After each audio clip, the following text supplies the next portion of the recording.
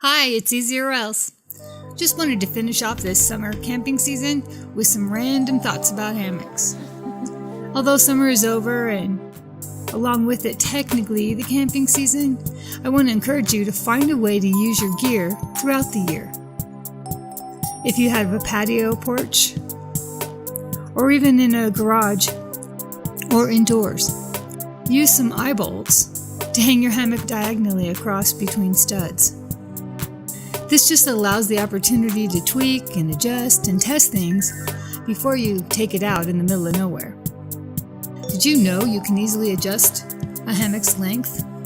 I purposely keep this hammock with one side adjustable if I have too short or a different distance between trees.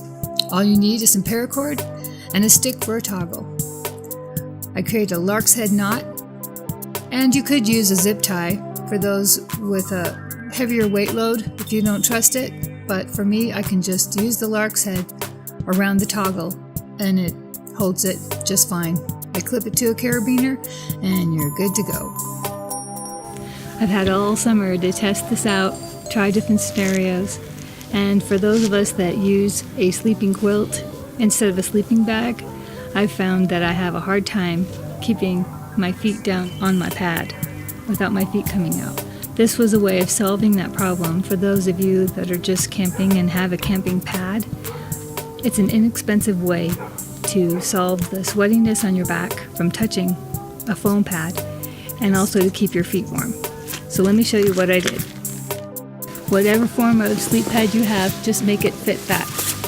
You can see I have an air mattress pad.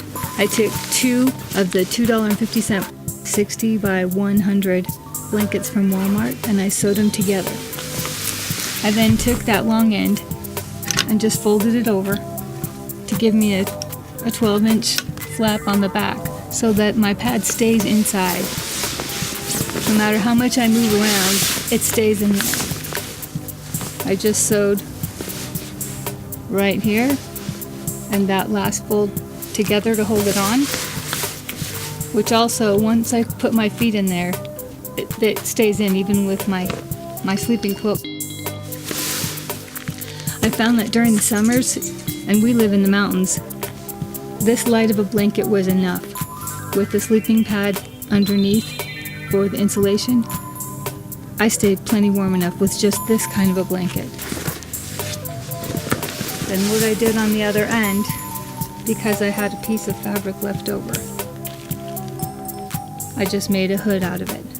So if there was an extra cold night, I would be able to just pull that hood up and over. And when I don't need it, I flip it back on the back side of the pad and it holds it.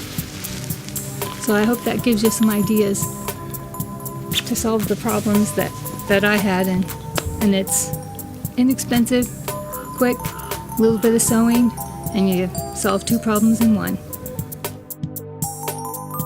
So don't wait for someday, don't wait for next year's camping season. Find a place to hang it. Get some battery-operated twinkle lights, grab some blankets, and get out there, because you only have this one life.